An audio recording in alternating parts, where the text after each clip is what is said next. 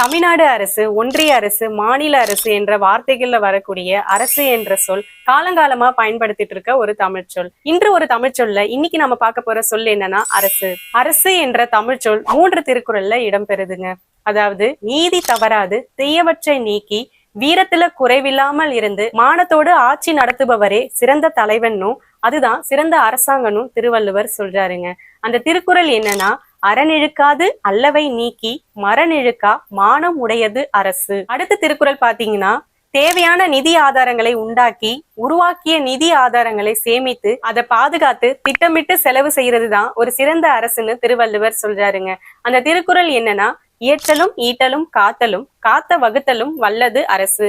அடுத்த திருக்குறள் பாத்தீங்கன்னா, நீதி தவறி தன் நாட்டோட நிலைமையை பத்தி ஆராயாம ஒரு தலைவன் ஆட்சி நடத்தினானா அந்த தலைவன் தன் நாட்டோட செல்வத்தையும் தன் நாட்டு மக்களையும் இழந்துடுவாருன்னு திருவள்ளுவர் சொல்றாருங்க. இந்த திருக்குறள் என்னன்னா, கூழும் குடியும் ஒருங்கிழக்கும் கோல் கோடி சூழாது செய்யும் அரசு. திருக்குறள் சார்ந்த வேற ஏதேனும் கேள்விகள் இருந்தால் கமெண்ட் பண்ணுங்க. இது போன்ற மேலும் பல தகவல்களை தெரிஞ்சுக்க தொடர்ந்து ஃபாலோ பண்ணுங்க. நன்றி.